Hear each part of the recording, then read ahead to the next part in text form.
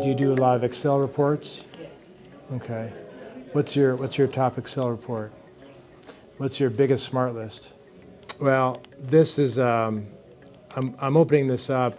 Do you have General Ledger? Yes. It's a trick question. Yeah, so what we have, this is it's a tool, if you can appreciate this. Can you see this okay? So this is, it makes reports, Excel smart lists, Excel exports and smart lists obsolete. And this is a real-time connection to the database. So what you have is ability to see your data without having to export to Excel.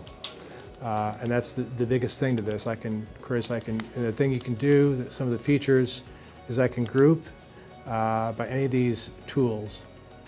If I want to take like series, if I want to take category, even by account number, and if I do that, I can see all the subtotals of every of these columns. And I can, if I want to, I can put them right back to where they were, just like that. Just drag and drop, and this is again real time. Tell me if this is easier than SmartList. Do you use SmartList?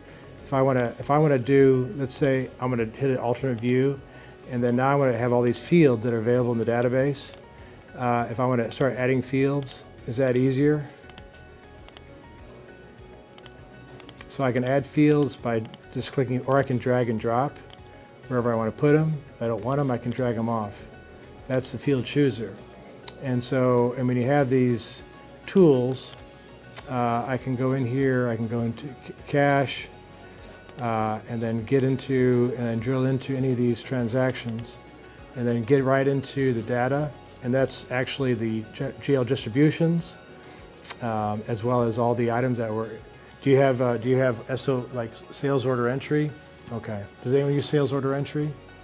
So I can get right into the document right from here just by clicking. So what I'm doing is and it keeps the view here, so I got to drill into the distributions, and I'm going to launch the document, and I have the, whatever I did over here, I have that running.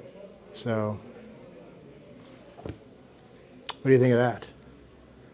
Okay, so in addition to that, I can do this with every other module. So if I go, so there's the actual invoice with all the shipping information, notes, transactions, audits, and distributions.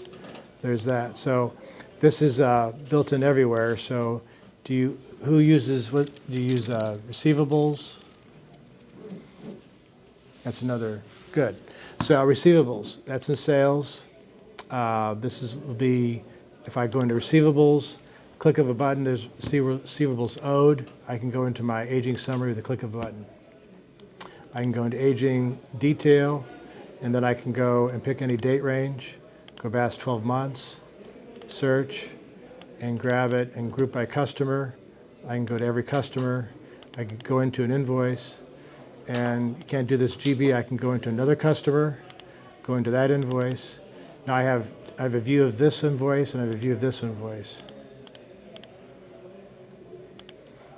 I have another screen that has a payment view where I can do a split screen. There's a payment, and there's what got paid. I can go back, 12 months, go back any amount of time I want to, and that. And there's all the invoices that this payment paid.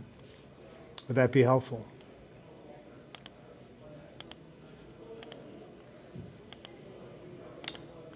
And while that's up, then we have, so do you do payables?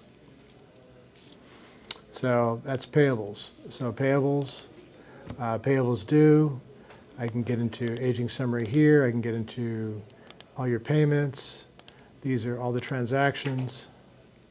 And I can look at any transaction type and group it and double click into any of these like that. So that's all the smart lists are built into here. Even in the vendor records, all the records are redesigned. So if I go into a vendor record, and I can do a filter here, I can type in HIL, and that's multi-field search. I can do Hillman, and then that's the record. I can go, this has all the POs and payables that are part of this vendor record. And I can go back to where I was. You use SOP? Okay. So here's something that you'll like. You just SOP and GP? Yeah. Okay. I personally don't. Well, what would you think of this? I'm actually looking at sales activity. I can look at historical. This is all my invoices, and that's basically one click is transactional. Another click is all my item detail. I can group by customer. I can see my profits.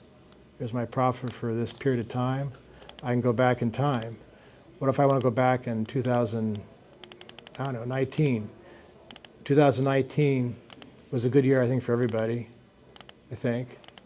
So if I go to 2019, and I can do all my invoices, hit find documents, and there's my gross profit for 2019, line item detail. Here's what you can do right now. I can launch the same screen again. I have two screens of sales activity. And if I do on this one, I can go back a date range of 2020. Okay, 2020, same period. What am I doing? I'm doing what we call I'm going to do a side-by-side. So side-by-side, I'm going to hit historical, okay, and I have two different views. That's 2019, 2020, right? You see that? What if I do this? I got side-by-side. It feels the columns are too scrunchy, so I do this. Year to year, it takes out the side-by-side. So this is, I had a person at a conference tell me it took him a couple weeks in pivot tables to do this. This is real time. I can group it by the customer. What I'm doing is I'm doing grouping, simultaneous side by side, and it's real time data. I can see what I'm trying to find out is how come in 2020 I only had 151,000 in sales, but the year before I had 1 million. And I can find out. I can go back in. It gives you a number of transactions, and I look at. It looks like this customer had most of my business in 2019, and I can look at comparatively, and I can see exactly that this customer just didn't shop for me in 2000. He was shut down or something in 2020. And I can double click and get into the individual invoices on each side, and I can have two different views, like that. And if I want to go back to that, I can go back. I can clear this out, just like that. How about, I'm gonna keep going until I get an ooh or an ah. That's what okay. I want some oohs and ahs. What if I do this? Bestsellers. Tell me if you ever seen something give you stacked ranked item history by item. So what that means is this is my favorite item based on the transactions. It's my most popular based on last 12 months. I can change the date range. So it says 206. That means 206 invoices, and I can figure out, I can drill in and see which customers bought it, but I want to know what's my favorite item based on how it moves out the door. Well, maybe I want to know how I ship it. I'm going to click another button. Now I get stacked rank item history based on the number of invoice quantities go out the door. Did that take a long time to do that? That was just a click. Okay, I didn't get an ooh. I'm going to keep going. Doggone it. Okay, so here, how about this? This is monthly. Now I'm giving you the monthly shipped out the door, and I can see which, and I can group it. I can see, oh, look at this. That's my best item for that month, and I can see the popularity there. What do you think of that? Okay, is that cool? So that's what we do, okay? I can do another thing. Here's another problem. What's another problem? Here's another problem. Ever have a problem when one table doesn't talk to another? You have Smart List, and you're trying to get to the, let's say, vendor records, and they just don't really, they're not available. Why? Well, that's not a problem here. So I'm actually launching vendor records. So this is sales history, line item detail. I can group by customer as I showed you.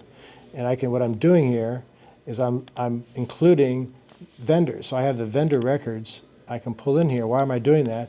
Because I want to see what my best vendor is. In fact, I can say, give me my best vendor, and I can just do it like that. I can see the sales. I can go back any date range I want and just say, give me lots of date. I'll go back 2 years, 1 year and a half, and include all these invoices, all the orders. And I can see my vendors. This is my vendor view, and I can see the sales for that vendor based on 412,000. I can group it within the vendor by that. So I'm looking at the vendor and then by sales, and then I can even bring in a salesperson field if you have salespeople. Or I can reverse it and see it grabs the totals like that. Okay. All right. So that is that. Okay, so that is sales, best customers. That's all the sales. Okay, so now your biggest problem was manufacturing. Is that what you said? Okay, and you're trying to buy things. You're trying to purchase. What's the problem? Right. Going from the MRP messages into the purchasing and procurement module, ensuring the date and purchase. Right. I think we want to get better at that. Well, so there's lots of ways to buy. You're familiar with the PO generator inside of GP? Okay. We have that. We've made it a little better because we can control out here. Notice how I can change this. I can change up to versus, and we track order points, so I can change the details here, and it reflects within the, see how these change? So I can do that, but we have a better tool. What if I didn't know, do you trust your order points, or is that the problem? No, we've got that part figured out. I think we're using order points, EOQs now. Previously, those were free for all. So, and we can talk, but I just show you this. We have a little thing here called projections. So we can basically build a projection based on your sales history, and have you be able to create a PO. Is that helpful? Yes. Good. Right there. All right, so that's what this is. And if I know I'm building it, like let's say I know I'm going up 112%, I can calculate and recalculate projections and do some interest. And of course, I can filter it. When I'm filtering it, I can come in here. I only care about Hillman. All these are individual filters. And incidentally, by the way, did I close any of these screens? I didn't, did I? And I want to bring this to your attention that I have a lot of screens up simultaneously in doing all this. I didn't close anything. And one thing I also want to point out is that in all these screens here, I have the ability. Let's say I do this one here. I'm shifting gears because I want to because everyone uses receivables, I think. But if I go into here, if I want to say who owes me money, and I go back another 12 months, okay, now I can do a complex filtering. I can say, give me due date, give me everything that's above, greater than a certain amount, and I can see every value. So give me everything above $1,000, and I can filter it. So you have that ability here to do the complex filtering, and I can drill in. So that's the advantage of having these group by filters. Your item records, let's cover that in the last few minutes here. Would you like to know your valuation of your inventory with a click? Okay, there's a click. There's my value of my inventory. I have 11,000, I have too much, 11 million inventory. So now your value of inventory is current cost times quantity in hand. Would it be nice to have a weighted average cost, receipt cost, in inflationary times? Watch this. Click a button. Now my value is really 9 million. I save myself $2 million because I'm using it smart enough to know that. And this is what we do. If we go in here and I can find an item here let's say I put in, and I can drill into any of these items. So we give you this calculation. So if I go to this, I can see my last receipt cost. This is a item here, 11 BRC. I can go into this, and it gives me every single receipt cost, and it's giving the average weighted receipt cost. And I can group by vendor. I can find out which vendors treat me the best, and I can see how prices have gone up, which they are, for this, for this item. So that's the ability to drill into that. And all these are better. We track for order points. We actually have an audit trail every time order points change. We have a way to update it, so you don't have, it's not a memo field, and GP is just a memo field. So we have that. We have vendors. We can get into every single vendor, all the receipt costs individually for each vendor. Every time something happens to this item, like an audit, I want to know what's going on with this item. So that's done by an item type. So you have adjustments, assemblies, cost adjustments, purchase receipts, sales invoices. Everything that's happened to this item, I have visibility on, and there's my adjustments, and I can see, who did it, date, time, user stamp, and then with the reason code. So all my POs, so all this is available for that, and that's the item record. There's the item status. So I'm back to that. Stock status, turnover. If I want to see just everything that has only a real turn, here's my real turns on my items. I'm giving that to you real time. What do you think of that? Okay. Right there. So overstock, inactive items, all these are views built in, vendor times by lead time. Give me everything that doesn't, and I can filter it out. Give me everything greater than a value, greater than an amount, greater than 0. So, and I can do that, and there's that value. I'm going to stop. I'm talking a lot. Okay. Who's not excited? Okay. Everyone has to be excited before you leave. Okay. So, all right. Well, I'm going to keep talking. Okay. What challenge do you have at GP? You're going to keep it forever. My users. Okay. What can I solve with a user? Here's one thing you got to know. If I go into order entry, since you have SOP, if I go into order entry, this is what you got to know.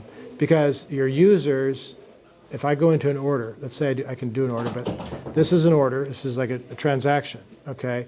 I can see everything. I can see this item here. I can see, all my warehouses, my quantities. I can see every quote that was quoted, every invoice, for not just for this customer. This customer is called Keytronic.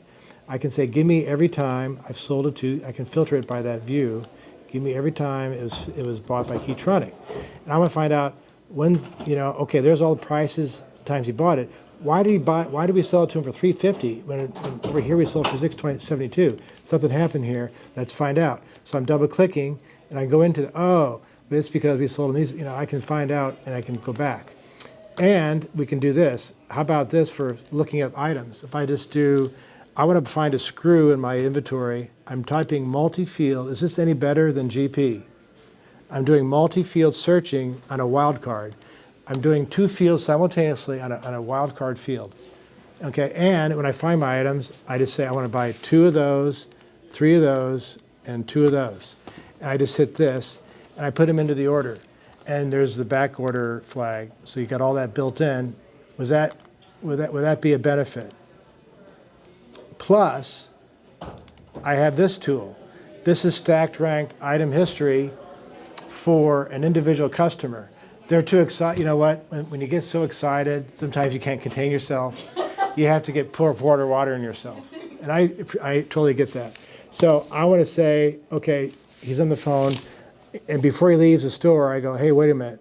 I just happen to know, Joe, that you buy a lot of these, and there's 16 BRC. You buy a lot of these. Hi there. You buy a lot of these flathead screws. You want some more? Oh, man, I would have forgotten. Thank you for taking care of me. Well, while you're at it, I know all the things you buy. So I'm going to click on this one, and I'm going to go here. And how about the 14s? Yeah, thanks for telling me. I'm so glad you know this information. Well, that's why we're here. We're here to serve you. So I click on add to the order. What I'm doing is I'm adding to my order, improving my revenue. and taking care of the customer. And I did that with just that, like that. So I got that, and then I can just hit save, and then this is integrated to, hi there. And this is integrated to the email. So what happens is, I can go here and go here, and I go, yeah, I want to send an email. And amazingly, do you send emails to customers? I don't do SOP, I use the data from SOP, so I assume they do, yeah, but I don't know Okay. how. So Live in action. here's a secret. A lot of people aren't really happy with how you can email out of GP. Actually, nobody's really happy. Okay, so I'm showing you, what I'm showing you is I'm hitting a preview on an email. I'm actually doing an email, and we can talk to, notice what this is. This is the thing called Outlook. So notice what I just did. I'm creating an Outlook email in GP, and I'm hitting send. And the best part is I can go to CRM, and we actually have an integrated CRM. And what's today, the 19th? And what's the order? It's order number 7171. And then it tracks everything I do and all the emails I've sent. So I've built in CRM, and it's not just emails. So if I go back to this document and the customer says, would you mind shipping this to me like Rush? So I'm going to type in Rush.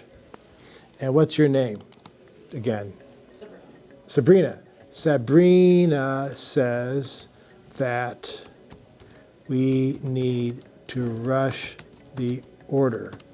Okay, so that way you know it's real time. And then I'm gonna give myself a reminder. And today, I'll just remind myself Monday, it's a good day. I'm gonna hit save. So what I did was I create a note and a reminder. Okay, that way you don't have to put it in a piece of paper and it gets lost. So then I go back to contacts, I hit refresh, watch this. I hit refresh. See what that did? It's a note here. See what it says? Sabrina says that we need to rush the order. And there's a little doodad there. See the doodad? The doodad means an activity. So if I go to activities, I go here, and I can see, oh, there's a rush. What's the rush for? It's a scheduled rush. I can double click and say, oh, yeah, okay, that's what it was. And then it says a follow-up date. So if I put in the 24th, what's my to-do list on the 24th? I hit follow-up. Oh, I got to take care of a rush order and this payment thing. If I click it again, it goes back to what it was. That's this month. Of course, I can go to the last 12 months and see everything I'm supposed to do. Those are scheduled activities. Do you have CRM? It's not in GP. Okay, it's Salesforce, and Salesforce. Do you like it? but I'm going to try that. It's perfectly connected, right? Salesforce, everything's tightly integrated. Yeah, no, there's no integration on it. Okay, so yeah, that's why I said that, because I've run into a lot of people who have GP, and none of them who've bought, not necessarily Salesforce, but the Dynamics version, every one of them says we never could get it to integrate with GP. Every one of them, not one. So we thought, well, maybe we should have CRM built in. So that's what we did. So that's what that is, CRM, contacts. You guys are from the same, right? Yeah. From the same city, the same custom, yeah, yeah. So the benefit is, all these screens you're seeing are .NET overlay. We don't care what version of GP. It's a modern interface in a modern language, okay? And we believe way better than anybody else, because I work for the other guys I showed you. And the big thing is, you don't have to do any data conversion. It's same day plug and play.